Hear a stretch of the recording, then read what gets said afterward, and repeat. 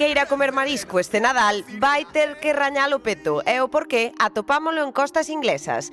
As intensas choivas do inverno reduciron a salinidade nas nosas rías, un feito que resulta totalmente letal para o polvo e que provocou que o cefalópodo emigrara cara a augas de Inglaterra. Agora no Canal da Mancha habita unha sobreabundancia de polvos nunca antes vista. Contra do que se poida pensar, este exceso non ten contentos aos pescadores de Reino Unido.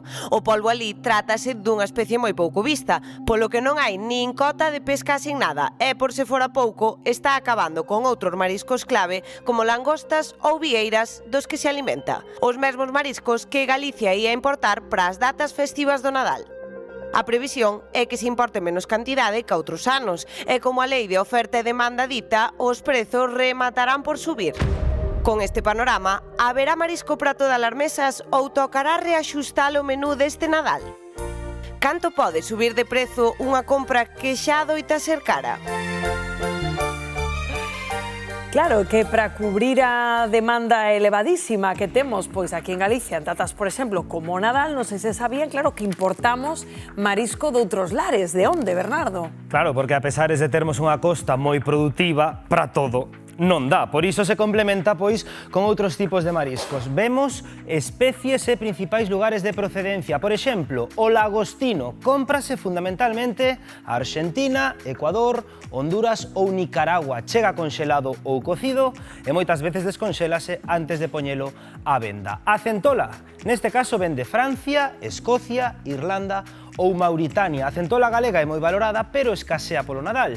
E as de Mauritania son máis grandes, pero de sabor máis suave canosa. No caso do lumbrigante, sobre todo procede de Canadá, Estados Unidos ou Noruega. O noso é máis escuro e de sabor máis intenso, mentres que o canadense é máis claro e ás veces mesmo cun ton azulado. A navalla, outra especie que importamos de fora.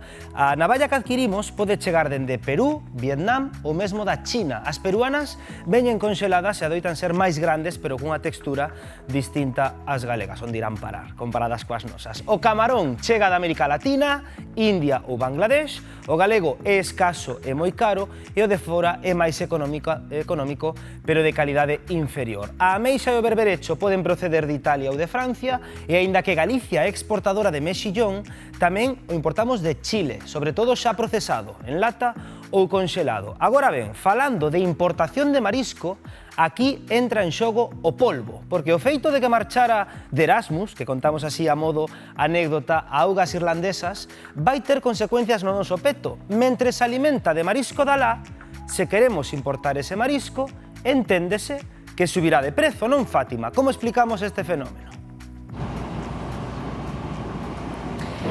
Pois, compañeiro Bernardo, para preguntar, para descubrir de onde ven este fenómeno, estamos con o noso Sauro, patrón maior de San Senxo, aquí no seu barco.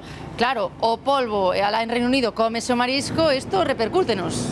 Vainos a repercutir e bastante e moito no peto. Este que está aquí, o polvo, estáse comendo todo o marisco de Inglaterra. Hai que recordar que en Inglaterra son 59 millóns de personas. Do seu puerto principal de distribución de peixe e marisco, que é Brixham, non van ter marisco. Entón, que vai a pasar? Bueno, pois van a coller, van a pedir de Irlanda e Escocia, que é onde nós si importamos todo ese marisco que necesitamos para o Nadal.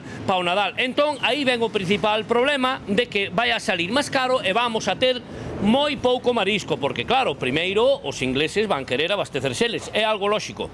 Son moitos. Que marisco será? De que marisco falamos? Falamos de langosta, cigala principalmente, porque sabemos que aquí hai pouca ou moi pouca, langosta, cigala, bogavante e boi, sobre todo boi. E falamos deste fenómeno que aquí non pasa tanto, este polvo non come aquí tanto marisco como está comendo alá, non? É verdade, vamos a ver, toda a vida houbo marisco e houbo polvo. Que ocorre? A diferencia que aquí a nosa biodiversidade, o fondo rochoso, as algas, ten moito onde esconderse o marisco, porque hai que recordar de que abaixo é todo moi ben equilibrado. O pulpo anda de día e o marisco anda de noite, e se ten onde agocharse o pulpo non o ve, inda que come algún, pero ali o fondo é máis arenoso, máis coralino, hai algo de rocha, entón está todo á vista, está depredando e coméndose todo o seu marisco.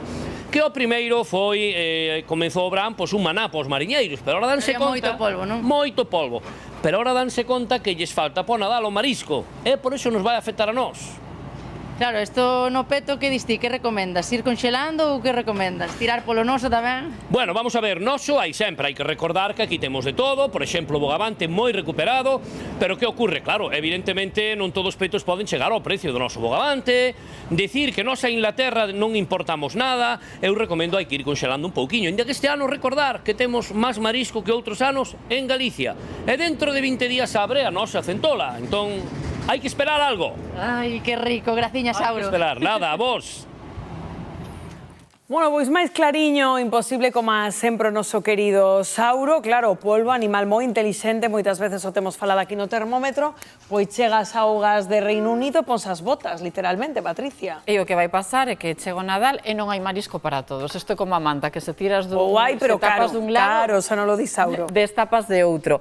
A nos parecíanos algo anecdótico isto de que o polvo se ia de Erasmus, que a Inglaterra e tal, con iso, pero sí, que en Inglaterra o goberno creou un grupo de traballo e de investigación para saber que está pasando. O sea, eles están moito máis preocupados do que estamos nós. E ese grupo de traballo e de investigadores xa chegou a unha conclusión, Rocío. E a súa primeira conclusión é que isto xa pasou noutras etapas da historia, pasou xa a comezos de século e recuperaronse as cousas. Así que pensemos que isto pois é un obstáculo, sabes, un mal momento e que as augas volverán o seu Claro, pero non me extraña que estén preocupados, porque claro, se para eles é unha fonte de ingresos importante todo ese marisco que o polvo se está comendo e para eles non é un manxar como para nós, pois enténdese... Claro, terán unha produción menor, por tanto, con os ingresos menores e as previsións que supostamente tiñan por outras campañas precedentes, pois van rachar, non? Sempre podemos tomar pulpo no Nadal, porque pulpo haberá. Eu son moi de polvo no Nadal. Non, de verdade, eu defendo moito... Haberá polvo no Nadal, pero en calquera caso sí.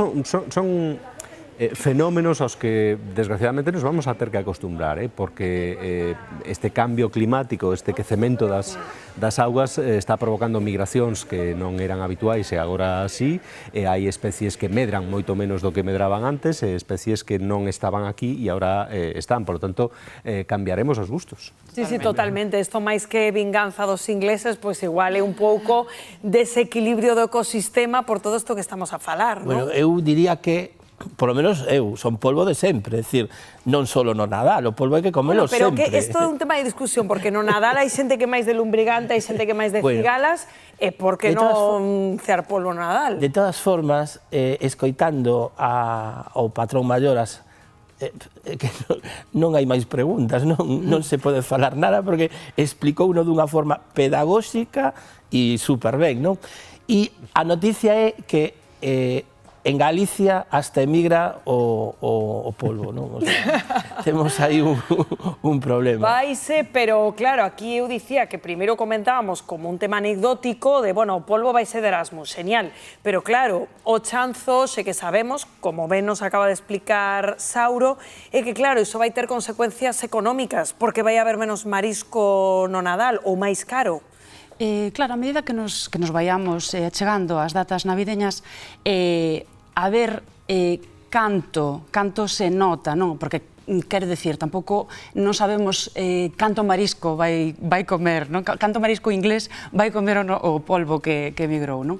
De todas formas, sí que se prevé un incremento dos prezos e ao mellor eso, aínda que optemos polo noso marisco propio, como hai menos cantidade, igual tamén o noso medra de prezo. Entón, eu creo que o máis lóxico nestes momentos, como se fai tamén, como se fixo outros nadais, é adiantarse un pouquiño as datas de Nadal e ir mercando agora marisco, tanto propio como que veña de fora, e conxelar o que se poida, sí, porque eu creo que iso é bo para o bolsillo. Sen dúbida, unha circunstancia que os lles contamos que anima efectivamente a mercar antes e conxelar.